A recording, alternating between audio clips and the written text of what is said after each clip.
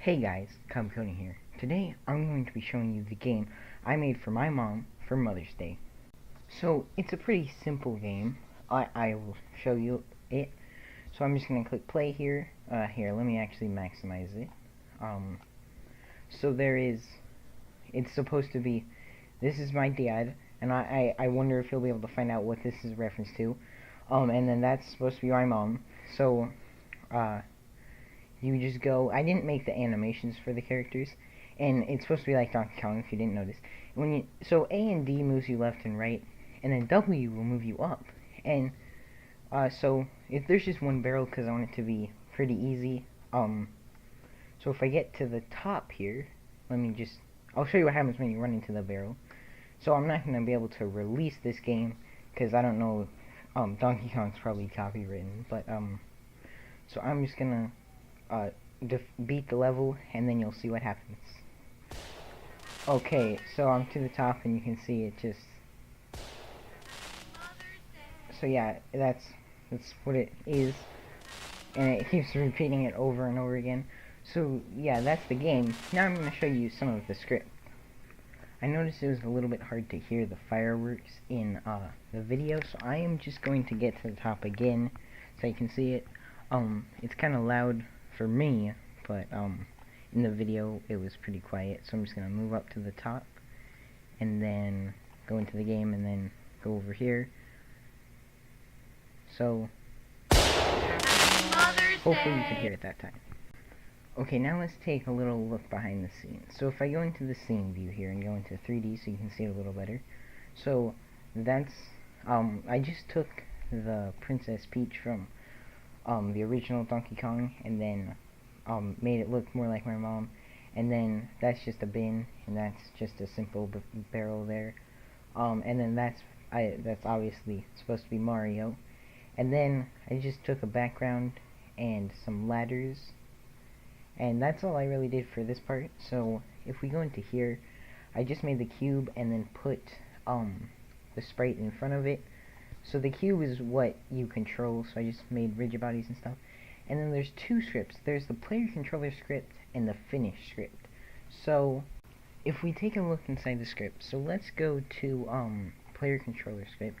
So this is just a pretty simple player controller. So it's a little bit messy. There's the public game object, which is the obviously game object. It's the right here. So it's this. So that is so I can turn it around whenever you move. So if grounded equals true. So this is just for the jumping. There's a few variables here. So in my previous videos I was calling this like a function, but in C# it's called a method. So then there is if ladder equals true and input that get key code W, so that's to move up the ladder, then it will move you up the ladder, and this is just the moving. All of this is pretty simple. So also I have it, once you press down on it, it will rotate it. I could have just made it switches the sprite, but it's still good. That's what causes the glitch a little bit. And then if grounded equals true, this is obviously just jumping, and then this is the barrel and everything. So that's not too fancy stuff, and that's just the load scene. So where does it call? Yeah, load scene. So that's just if you get hit by a barrel. So now let's go into finish. So this is what happens when you reach the top.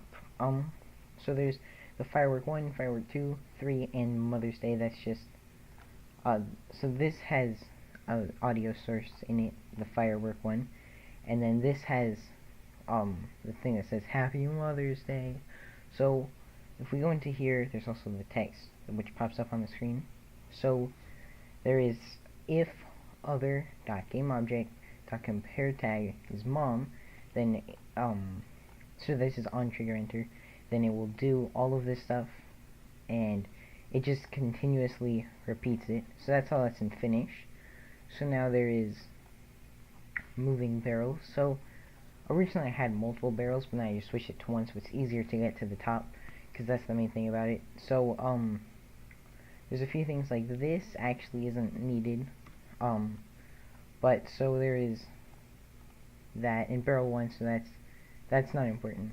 I forgot to take out some of the code, the unneeded code. Let me just remove that really quick. Okay, so once it gets started, right hit equals true. So the way I made it turn is there's two invisible walls.